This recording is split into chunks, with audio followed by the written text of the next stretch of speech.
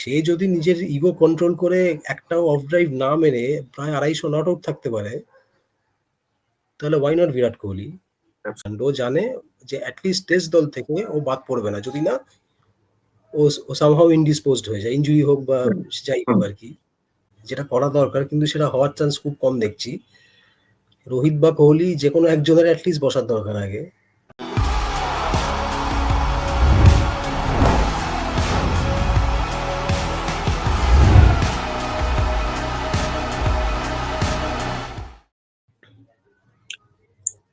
নমস্কার, উইলে আবার আপনাদের সকলকে স্বাগত। আজকে আবার আমাদের সঙ্গে রয়েছেন সায়ক ব্যানার্জি, ডা টেলিগ্রাফ পত্রিকার। সায়ক, তোমাকে উইলে আবার স্বাগত জানাই। অনেক ধন্যবাদ পার্থ। মেলবোর্ন টেস্ট শেষ হয়ে গেল এবং ভারত আবারও হারলো। খুব ভুল না করলে শেষ 9টা টেস্টে 5টা টেস্ট ভারত হারলো। কিভাবে দেখছো বিষয়টাকে? প্রথম কথা তো এটাই বলতে হয় যে টিমের ব্যাটিং এ টেকনিক্যাল খামতি অনেক আছে, প্রচুর আছে। এটা নতুন কথা নয়। এটা আমরা শুধু নিউজিল্যান্ড সিরিজে নয়, এটা আমরা অনেক আগে, তার অনেক আগে থেকেই দেখতে পেয়েছি। অবশ্যই। হ্যাঁ, সে আগের বছরে সাউথ আফ্রিকা যে সফরটা ওরা করে, ইন্ডিয়ান টিম যে সাউথ আফ্রিকা গেছিল, সেখানেও যে সেকেন্ড টেস্ট যেটা ইন্ডিয়া জেতে, সেখানেও 0 রানে 6 উইকেট পড়ে যায়। হ্যাঁ, তো পিচ যাই হোক না কেন, এই টিমের ব্যাটিং এ টেকনিক্যাল প্রচুর ফ্ল আছে একদম। কিন্তু আজকের আজকে যা খেলা হলো, আজকে 3 উইকেট তাড়াতাড়ি চলে যাওয়ার পরেও ম্যাচটা ভারত ধরে নিয়েছিল এবং সেকেন্ড সেশনটায় যথেষ্ট সংযম আর যথেষ্ট ডিসিপ্লিন দেখিয়ে দুজনে ব্যাট করেছে, জয়সওয়াল আর। কিন্তু শেষ সেশনে একটা খারাপ শট পুরো ম্যাচের মোড় পাল্টে দিল। একটা খারাপ শট ম্যাচ শুধু হারালো না, ডব্লিউটিসি ফাইনালের রাস্তাটাও কার্যত বন্ধ করে দিল। ডিপেন্ড করতে হবে বাকিদের উপরে, অনেকটা বন্ধ করে দিল। এই হারের ফলে ভারত আরো পিছিয়ে গেল। ড্র হলে হয়তো কিছু পয়েন্ট পেতে পারতো, কিন্তু হারের ফলে আরো পিছিয়ে গেল। ঠিক। এইখান থেকে আমার প্রশ্নটা, এই মুহূর্তে ভারতীয় ব্যাটিং এ, টেস্ট ব্যাটিং এর অন্তত, জয়সওয়ালকে বাদ দিলে পোস্টার বয় ধরা হচ্ছে ঋষভ পান্তকে। আমরা দেখেছি ফার্স্ট ইনিংসে কিভাবে আউট হয়েছেন, এবং তারপরে কালকে আমি খেলা দেখার সময় দেখছিলাম, এটা স্ট্যাট দেওয়া হচ্ছিল যে গাভাস্কারের ওই মন্তব্যটা কত মানুষ সোশ্যাল মিডিয়ায় লিখেছেন, ওই রিলটা। মিলিয়ন্স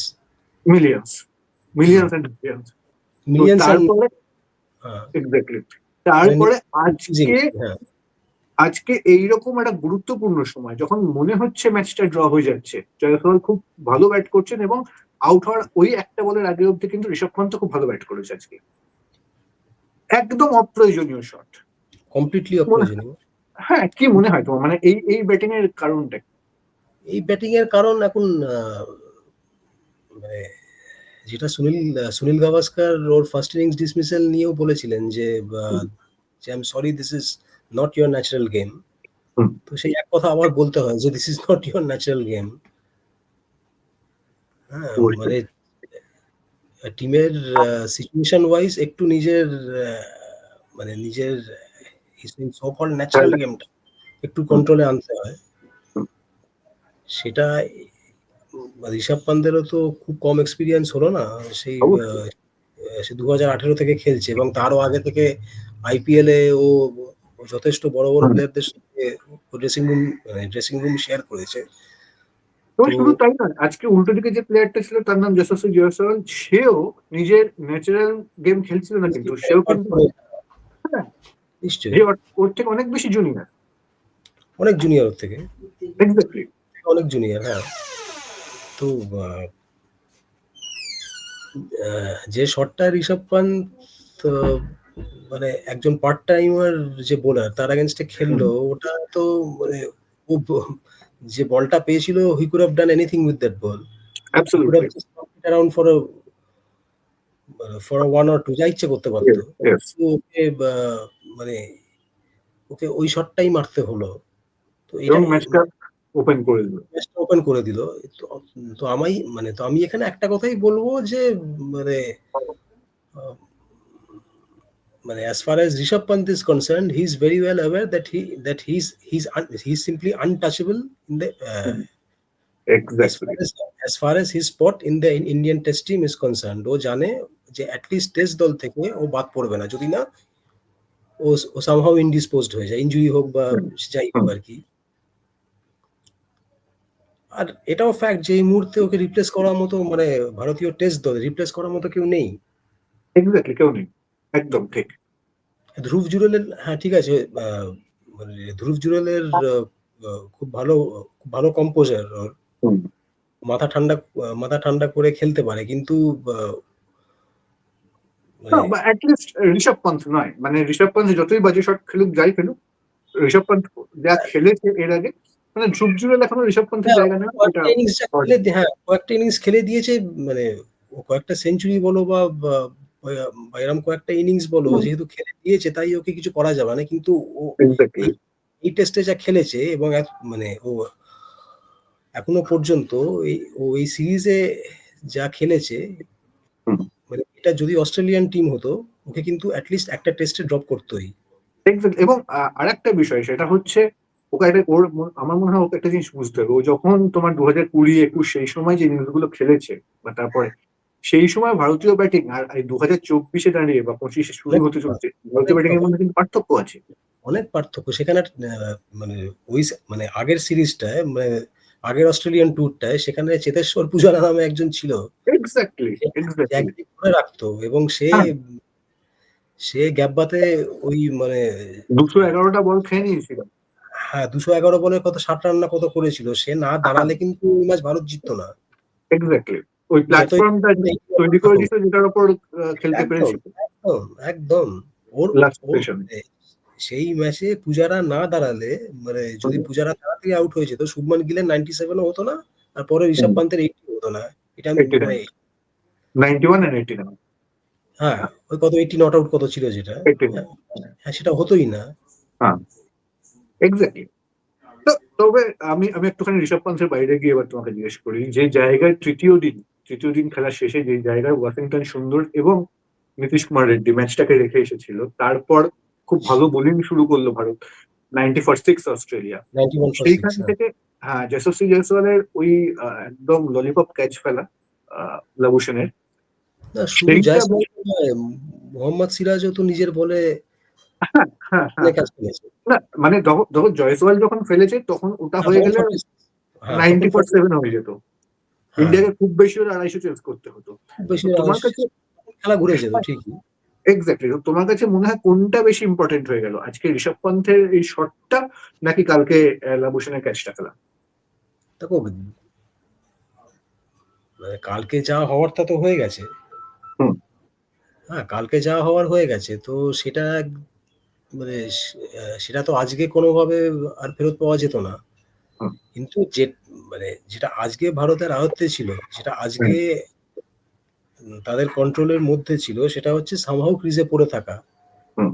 3 উইকেটে 33 হয়ে যাওয়ার পর মানে তখন মানে ম্যাচ জয়ের জন্য যাওয়াটা খুবই ডিফিকাল্ট ছিল, খুবই ডিফিকাল্ট। তো তখন survival was the only option. তো মানে the end of the second session দুজন, মানে পান্ত জয়সওয়াল দুজনেই বেশ ভালো ব্যাট করেছিল, যথেষ্ট ম্যাচুরিটি দেখিয়ে, যথেষ্ট ডিসিপ্লিন দেখিয়ে খুব ভালো ব্যাট করছিল। কিন্তু ওই হঠাৎ মানে কি বলবো, মানে এটা কি এদের ইগো নাকি এদের ল্যাক অফ কনসেন্ট্রেশন বললে হবে না, দ্য ল্যাক অফ কনসেন্ট্রেশন কিছু মানে টিমে তখন ওটা বোধহয় 4th ওভার ছিল ওটা, ওই ফাইনাল সেশনের। তো তার আগে তো 3টে ওভার খেলে দিয়েছিল, তো মানে তো সেই সময় হঠাৎ কি দরকার ওটা মারা? এখন কি বলবো, এখন ল্যাপস অফ কনসেন্ট্রেশন। এখন মানে যদি সামহাউ সিডনিতে এরা জিতে যায় তখন সব ভুলে যাওয়া হবে। ঠিক। আচ্ছা, সিডনি টেস্টের কথা যখন বললি, আমি সেই প্রসঙ্গে জিজ্ঞেস করি যে এই মেলবোর্ন টেস্টে ভারত অন্তত টিম সিলেকশন করলো বোলারদের দিকটা, গিলকে বাদ দিল, নীতিশ কুমার রেড্ডি এবং ওয়াশিংটন সুন্দর দুজনকে খেলালো, তোমার কি মনে হয় আরো একজন এক্সট্রা ব্যাটার বা আরো একজন batter who can ball Sydney টেস্টে খেলাতে পারে? ব্যাটিংটা আরো লম্বা করতে হবে। শুভমান গিল হয়তো ফিরবে সিডনিতে। আচ্ছা, শুভমান গিল হয়তো ফিরবে। আহ, দেখো যেটা সবার আগে যেটা করা দরকার, কিন্তু সেটা হওয়ার চান্স খুব কম দেখছি। রোহিত বা কোহলি যে কোনো একজনের অ্যাটলিস্ট বসার দরকার আগে। হ্যাঁ, কারণ তুমি নীতিশ রেড্ডি আর ওয়াশিংটন সুন্দর মানে দুজনের কাউকে বাদ দিতে পারো না, কারণ ওই পার্টনারশিপটা এক্স্যাক্টলি না হলে ভারত এক্স্যাক্টলি 182 আজকেও 282 ওয়াশিংটন সুন্দর যে যে খেলাটা খেলে গেল, হ্যাঁ, শেষ অব্দি নট আউট থেকে গেল। হ্যাঁ, এবং শেষ পর্যন্ত চেষ্টা করে গেল ম্যাচটা বাঁচিয়ে চেষ্টা দেওয়ার। করে গেছে। হ্যাঁ, শেষ অব্দি চেষ্টা করে গেছে। নট আউট হুম, থেকে গেছে। আর তো হুম। আর কি করতে পারতো আর ওর কি জায়গায়? করতে পারে? আর কি করতে পারে? তো মানে এখন এরা যেটা করতে পারে, এখন যেহেতু সিরাজ সেকেন্ড ইনিংসে 3 উইকেট পেয়ে গেছে, তো হুম, এবার মানে এটা যদিও আনফরচুনেট, কিন্তু আমার যা মনে হচ্ছে কোপটা হয়তো পড়তে পারে আকাশদ্বীপের ওপর। খুব ব্যাড লাক, খুব খুব খারাপ হবে তাহলে। কিছু করার কারণ নেই এটা। অজিত যা বল করেছে, হয়তো উইকেট আকাশ পাইনি। উইকেট পায়নি, কিন্তু খুব খারাপ বলও করেনি। না, খারাপ বল একদম করেনি। একদম। একটু লাক থাকলে মানে ইনফ্যাক্ট কালকে ওই যে 46 এ যখন জয়সওয়াল ক্যাচটা ফেললো, তো হ্যাঁ, আকাশদ্বীপেরই বলছিল। এক্স্যাক্টলি। কিন্তু সেটাই যদি যায়, তাহলে তুমি আমাকে বলো উইকেটটা তুলবে কে? ওয়াশিংটন সুন্দর, নীতিশ কুমার রেড্ডিকে এই সিরিজে আমরা এখনো অব্দি মনে রাখছি তাদের ব্যাটিং এর জন্য, নট ফর দেয়ার বোলিং। তাহলে উইকেটটা তুলবে কে? তুমি কোনোদিন এখন জানো না কবে কবে মোহাম্মদ সিরাজ ভালো বল করবে, তুমি জানো না এটা। না, সিরাজ আগের ইনিংসে তো খারাপ বল করেনি। না না, মানে সেটাই ওই মানে কবে কখন করবে হঠাৎ করে ভালো বোলিং, তুমি সেটা জানো না। ঠিকই, খুব ট্রিকি তাহলে সিচুয়েশন। হ্যাঁ, তাহলে উইকেটটা তুলবে কে? একা বুমরা? সেটাই তো হয়ে দাঁড়াচ্ছে না। মানে একদম সেটাই দাঁড়াচ্ছে পুরো। একা একটা বোলারকে উইকেট তুলতে হচ্ছে। নাকি জাদেজাকে বাদ দেবে বলে মনে হচ্ছে তোমার আবার? জাদেজাকে সিডনিতে, তো যেহেতু স্পিন সহায়ক, তো আমার মনে হয় না বাদ জাদেজাকে দেওয়াটা সিডনিতে বাদ মানে দেওয়াটা উচিত হবে না। বাদ দেওয়াটা সে কতখানি ঠিক হবে জানি না। সেক্ষেত্রে তাহলে আবার সুন্দর কি হতো বসতে হতে পারে। এটা খুব ট্রিকি সিচুয়েশন, এটা খুব ট্রিকি সিচুয়েশন। মানে ইভেনচুয়ালি যেটা হচ্ছে সেটা হচ্ছে এই 5টা টেস্টের সিরিজে টিম ইন্ডিয়ার ম্যানেজমেন্ট একটা স্টেডি টিম নামাতে পারলো না। না, পারলো এবং না। নিজেরা টিমটা কেউ নিয়েই পারলো না। কনফিউজড পুরো, টিম নিয়ে সিরিজ জিতবে কি করে। এক্স্যাক্টলি টিম নিয়েই কনফিউজড এরা। হুম, মানে সেই এক কথা হয়তো মানে এক কথা হয়তো আবার রিপিট করা হয়ে যাবে, কিন্তু ওই একটা সিরিজ সমস্ত একদম মানে সমস্ত সমস্ত ব্যাপারে তালগোল পাকিয়ে দিয়েছে। এক্স্যাক্টলি। একটা হোম সিরিজ ডিফিট মানে শুধু ডিফিট না, মানে মানে হোয়াইট হোয়াইট ওয়াশ। ওয়াশ হয়ে যাওয়া। এটা একটা অ্যাভারেজ টিমের এগেনস্টে হোয়াইট ওয়াশ হয়ে যাওয়া পুরো মানে সমস্ত তালগোল পাকিয়ে দিয়েছে। And at the help you have a coach who is expert in T20s, not in the red ball format. Exactly exactly. এবং সেটাই বোধহয় প্রভাব পড়ছে। খুব সম্ভবত, খুব সম্ভবত। ঠিক। এখন সত্যি কথাগুলো তো মানে আমরা মানে আমাদের যা ভারতীয় কালচার, আমরা সত্যিটাকে আমরা মানে একদম ডাইজেস্ট করতে পারি না। হুম, হ্যাঁ, এই যে আজকে মানে শুনলাম প্রেস কনফারেন্সের, মানে আমার একটু মানে আমার টিভিতে দেখা হয়নি। আমি মানে আমাকে আমার এক সহকর্মী একটু আগে বলছিলেন যে রোহিত শর্মা নাকি প্রেস কনফারেন্সে এরকম একটা বলেছে যে we were going for the chase initially. তো 3 উইকেটে 33। ৩৩ হয়ে যাওয়ার পর কিভাবে বা কি বেসিসে একটু মানে না, নিজে 40 বলে 5 করে চেস করছিল। কি চেস করছিল? হ্যাঁ, সেটাই। কি চেস কে জানে?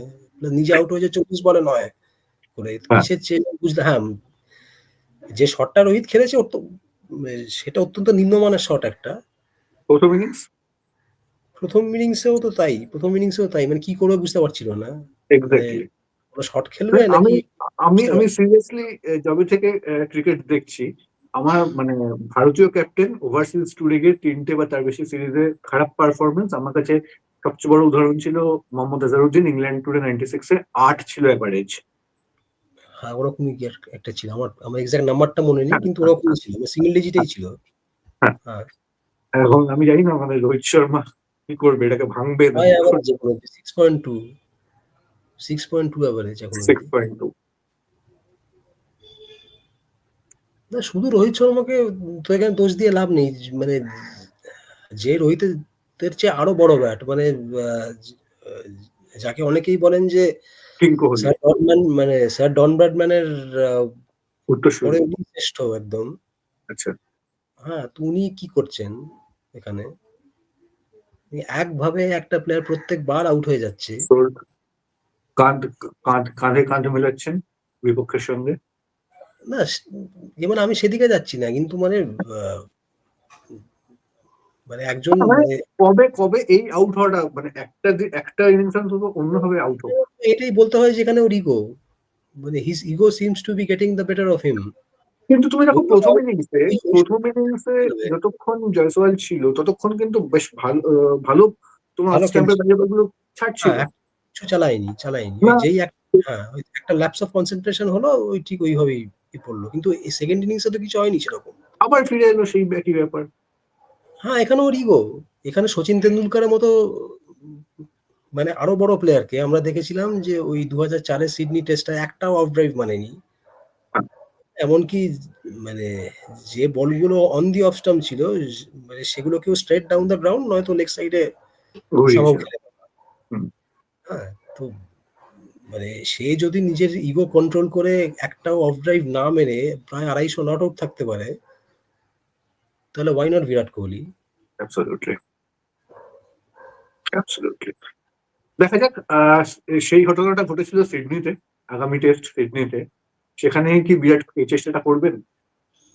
আহ, মানে উনি চেষ্টা হয়তো করবেন এবং মানে যদি বাই চান্স উনি সফল হন তখন ওনার এই toxic peer group, toxic fan group যেগুলো আছে ওগুলো আবার শুরু করবে। ওটাই অসহ্য লেগে যায় পুরো।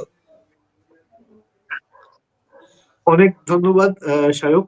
আবার খুব তাড়াতাড়ি তোমার সঙ্গে দেখা হবে নববর্ষের পরেই সম্ভবত সিডনি টেস্টের প্রিভিউ নিয়ে। অনেক ধন্যবাদ পার্থ। ভালো থেকো। আর কিছু বলার ছিল? ঠিক আছে, সবই অফ কভার। করছি, ঠিক আছে।